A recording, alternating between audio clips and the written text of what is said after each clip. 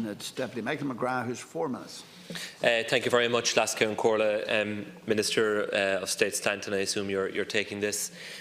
Being a Cork deputy, you'll be familiar with the constituency I represent, Cork South Central, which is primarily an urban constituency, taking in the south side of Cork City and some very large suburbs which are growing rapidly, such as Douglas, Carrigaline and Passage West. The Garda District HQ is in Togher. It is the only 24-hour station in our Garda district, and when the other Garda stations in the district are closed, which happens to be most of the time, then all phone calls are diverted to Togher Garda station. Stations in the other densely populated parts of the constituency, such as Carrigaline and Douglas, have very limited opening hours. The stations are not always open, even during the designated hours when they are meant to be open, because the Gardaí who are on duty and who are meant to be in the station are called away. And they're called away to an incident elsewhere in the district. The general public do draw confidence, Minister, from a station being open, ideally on a 24/7 basis. Garda management will often tell me that they prefer to use the resources for patrolling rather than having Gardaí within the station. And that is an operational decision for Garda management, which I accept. But I absolutely believe that we need longer station opening hours within Togher district in those main populated areas, those suburbs I spoke about. So in the area I represent, Minister, we have had a spate of burglaries. We have had organised gangs roaming through housing estates, checking if cars are unlocked, and if they are unlocked, they are stealing whatever they can from those cars. We have had damage to private property and indeed to public property, such as playgrounds in the area as well.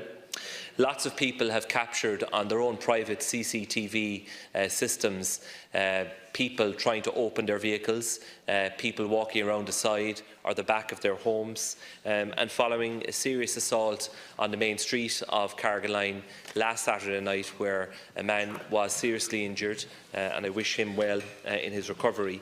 Many people have been in touch, and they've been in touch expressing real concern and real worry about the lack of a Garda presence in the area, Minister. Garda management will openly tell me that they simply do not have the resources for foot patrols. The days of Gardaí walking along the street, certainly in my area and perhaps elsewhere around the country, seem to be gone. In Carrigaline, where I live, we have one community Garda who is very visible. He's out and about a lot. The other Gardaí simply do not have the time or the resources to do so. They are stretched to breaking point, and that has had a direct impact on morale within the force, Minister. Resources are the key issue. And if you take Carrigaline as an example, where I live, we have 5 units of 2 members each, so 2 members in each unit. We have 3 detective Gardaí and 3 sergeants. So on any given weekend night, you could have a situation where you have 1 unit of 2 Gardaí serving the town. And the reality is that they could be called away at any point in time, and frequently are, to any other part of the Garda district to deal with an incident that occurs. So you could have actually no Garda presence within the town at any point in time. So we absolutely need longer station opening hours, and we need more Gardaí. People shouldn't have to call to a Garda station on multiple occasions to get a form signed, and that is the practice what's happening in my area. My area is an area of high population growth, a rapidly expanding area, Minister, and I understand that there is a new policing divisional model being prepared, and extra resources have been requested for that area by Garda management. And I'm asking you, as the Minister here in the House responsible today, to take up that issue with Garda management, the top brass within the Gardaí, and deliver those extra resources to this area. Thank you. Mr. Stanton. Thanks, Ceann Comhairle. Again, I want to thank the Deputy for raising this matter, and I must apologise for the Minister for Justice and Equality, who is spending a lot of time in the Shannon at the moment in the Judicial Appointments Commission bill. So he asked me to stand in because he wasn't sure if he could make it, and he didn't want to delay proceedings.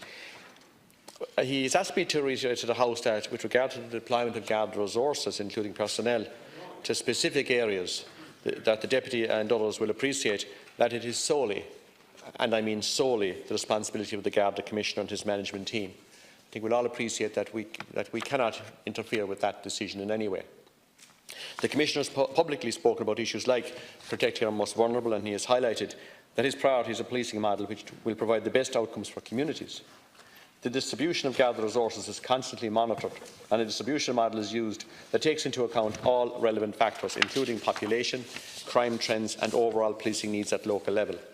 It is then the matter for the Divisional Police Chief Superintendent to determine the optimum distribution of duties among the personnel available to him or her, having regard to the profile of the area and its specific needs. This applies equally as in both rural and urban areas, and I am sure that the Commissioner will be noting this debate here this evening anyway, and his management team. I would also emphasise that it is not appropriate to simply determine the allocation of Garda resources on the basis of population size alone, as it fails to take account of, among other things, the fact that crime levels and types can vary significantly in communities of similar population size. The Deputy will appreciate that an increase in the opening hours of any Garda station would necessitate the deployment of additional Garda personnel on indoor administrative duties, who may be more effectively employed on outdoor policing duties, and the Deputy has actually alluded to that point himself in his contribution earlier.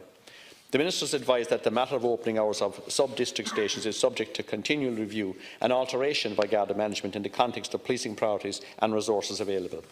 The Commissioner has informed the Minister on the 31st of January 2019, the latest date for which figures are readily available, the strength of the Cork City Division was 703, with 128 Gardaí assigned to the Togher Garda district.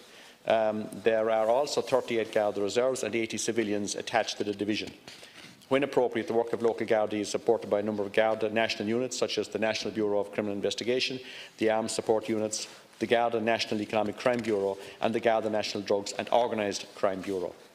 Since the reopening of the Garda College in September 2014, almost 2,400 recruits have attested as members of Garda Síochána and have been assigned to mainstream duties nationwide, of whom 62 were assigned to the Cork City Division, including 15 probationary Garda assigned to Togher Garda Station.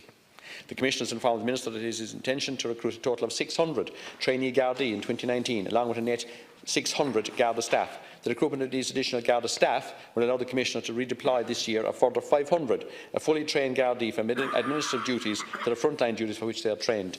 The injection of this large number of experienced officers into the field, along with new recruits, will be really beneficial in terms of protecting communities. Furthermore, the Commissioner has been provided with an additional €100 million in 2019, bringing his total budget to almost €1.8 billion.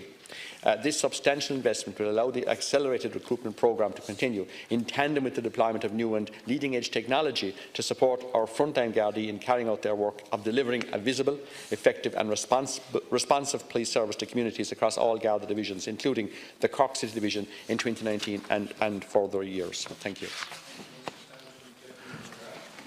Yeah, Minister, thank you for your reply. And just looking at the figures you have provided, I mean, you're saying that 2,400 new recruits qualified since September 2014, of which 62 were assigned to the Cork City Division. So this is the division representing the second largest city in our state, and 62 out of 2,400 is less than 3% of the newly qualified Gardaí have been assigned to the whole division of Cork City, which includes the Togher district, and that includes places like Douglas, Carrigaline and elsewhere. So we're not getting our fair share. Let's be honest about it. And you say, Minister, that the allocation of resources is solely a matter for the Garda Commissioner. We recently had the Minister for Justice visiting West Cork, surrounded by Fine Gael Oireachtas members, Fine Gael councillors. We had announcements by your colleagues of the reopening of Ballinspittle, that Kinsale Station will be manned 24/7, all coinciding with your visit. So the reality is the Minister acts hand in glove with the Garda Commissioner, and there is a tie-in there, and there's no doubt whatsoever about that. Gardaí who have been assigned to the Togher district tell me that they are shocked when they compare it with the resources elsewhere, at the very limited resources in that area. There's no doubt about it. The Togher district, which includes those very large suburbs, is not getting a fair deal in relation to resources. And there is a very real concern, Minister, and I'm glad you're here for the end of the debate. There's a very real concern within those communities. And you might say you hear this everywhere, but go and check it out. And I will assure you, you will find that that district is not getting the resources it should be. And yes, population is not the only determinant, I accept that, but it is certainly a significant factor. This is an area of very rapid population growth, suburbs that are growing very, very quickly. We need more Garda visibility. We simply don't have it. And what I would ask you, Minister, is will you at least convey these views to the Garda Commissioner so that when he is making decisions in respect of the allocation of resources, that these points will be taken on board. Minister Stanton. I can assure the Deputy that the Commissioner notes what happens in these houses relating to the Garda Síochána, and his management team are very concerned about any requests that are made here and take those into account. I can also assure the Deputy that working with communities to tackle public disorder and reducing antisocial behaviour remains a key priority for the Garda Síochána.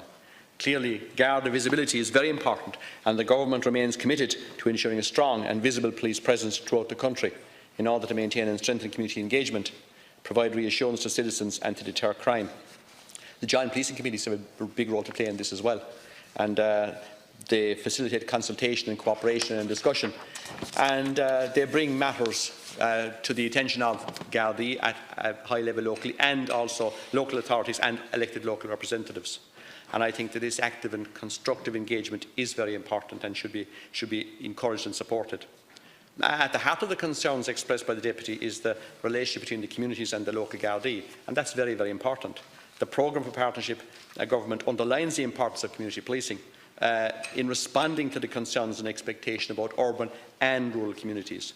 The Government is fully committed to implementing that commitment, and over the last few years, as I said, unprecedented resources have been made available, ensuring that the Commissioner and his management team have the resources necessary to deliver a modern policing service to our communities throughout the country, including the Togher district. But rest assured that the Garda Síochána will have noted the debate this evening, as they note all these debates, and will make their decisions independently as they are mandated to do. Thank you very much.